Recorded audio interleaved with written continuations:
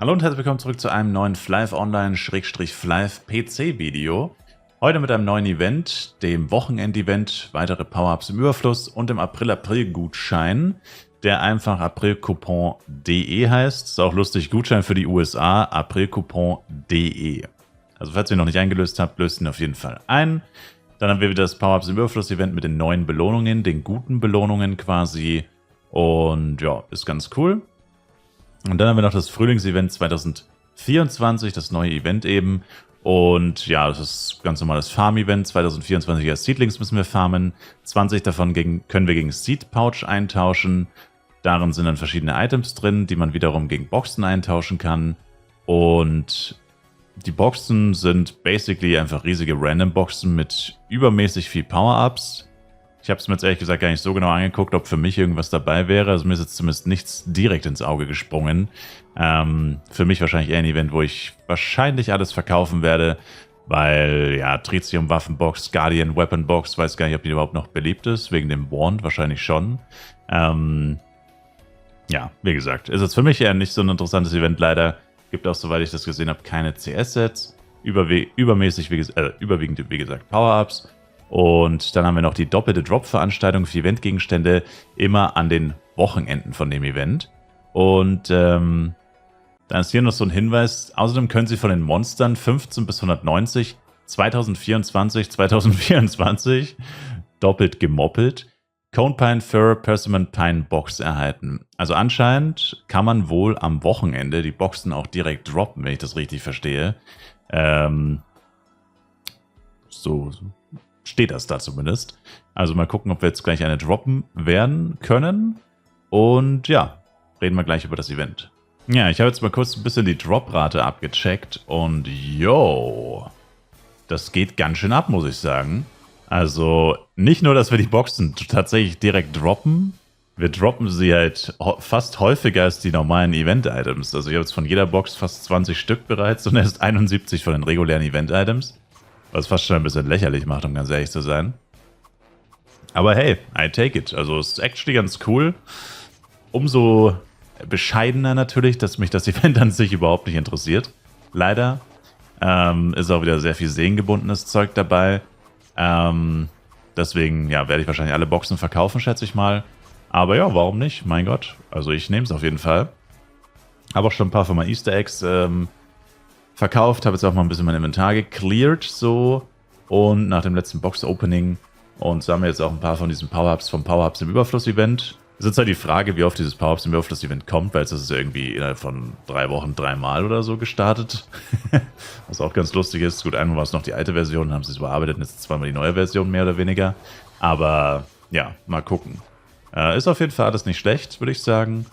Und ja, man weiß ja nie, wofür man noch ein bisschen Penia gebrauchen kann. Ne? Es kommt bestimmt das nächste Event, wo man irgendwas haben will und wieder nicht genug gefarmt hat, um es selber zu bekommen.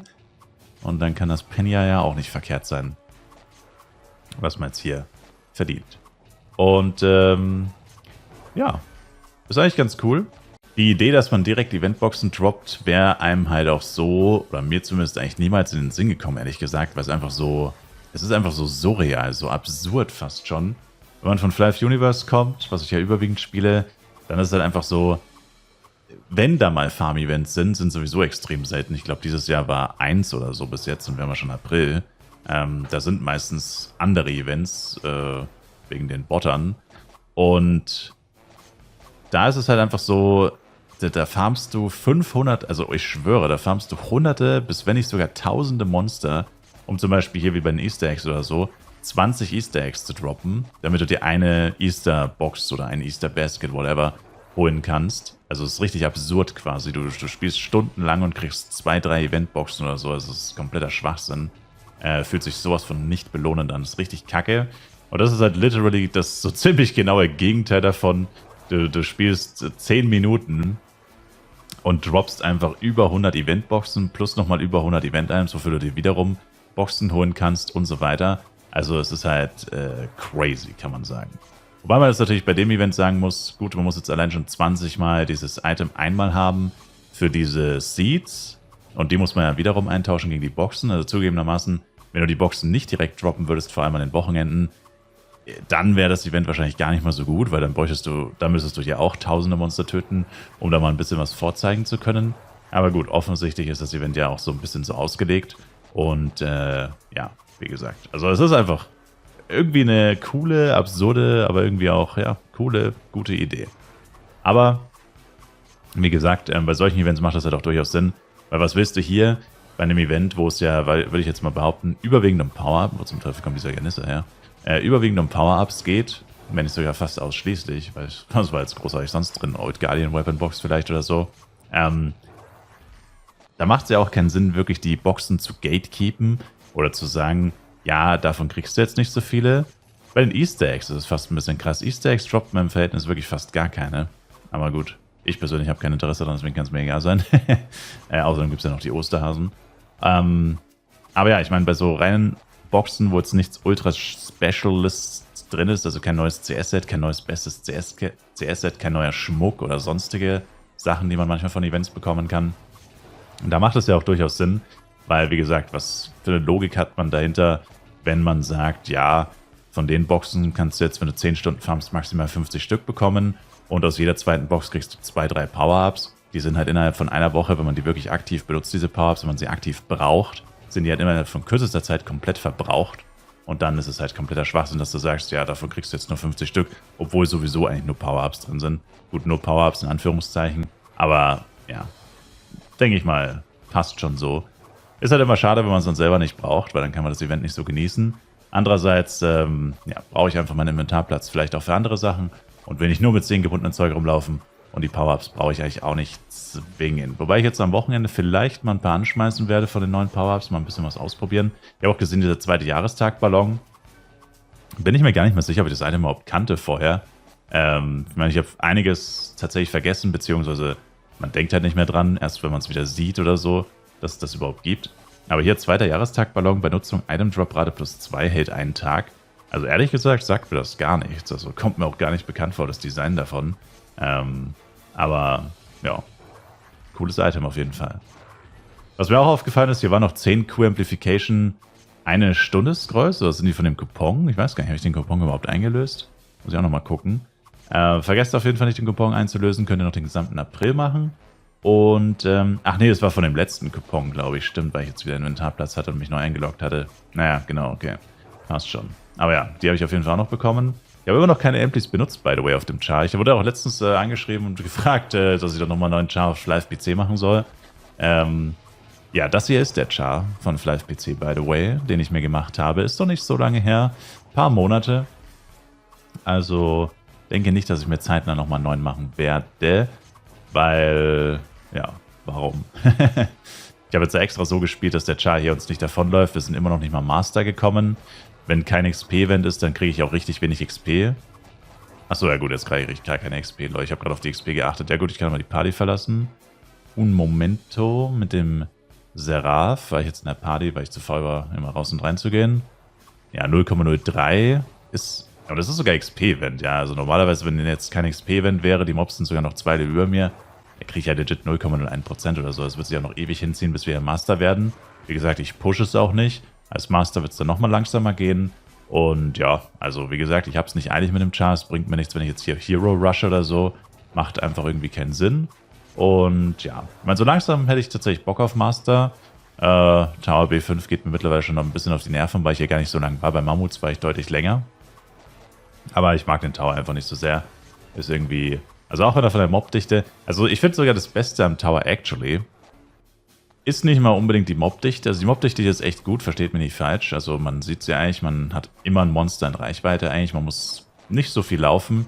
Aber ich finde tatsächlich das Beste, was ich am meisten appreciate, vor allem jetzt bei Live PC, vor allem nach den Mammuts, ist einfach die Tatsache, dass es hier vollkommen eben ist. Ja, dass es hier einfach kein Gelände gibt. Es ist einfach eine Fläche, ein paar, ja, whatever, Deckenpfeiler sind mittendrin, aber das war's quasi. Also hier ist einfach nichts.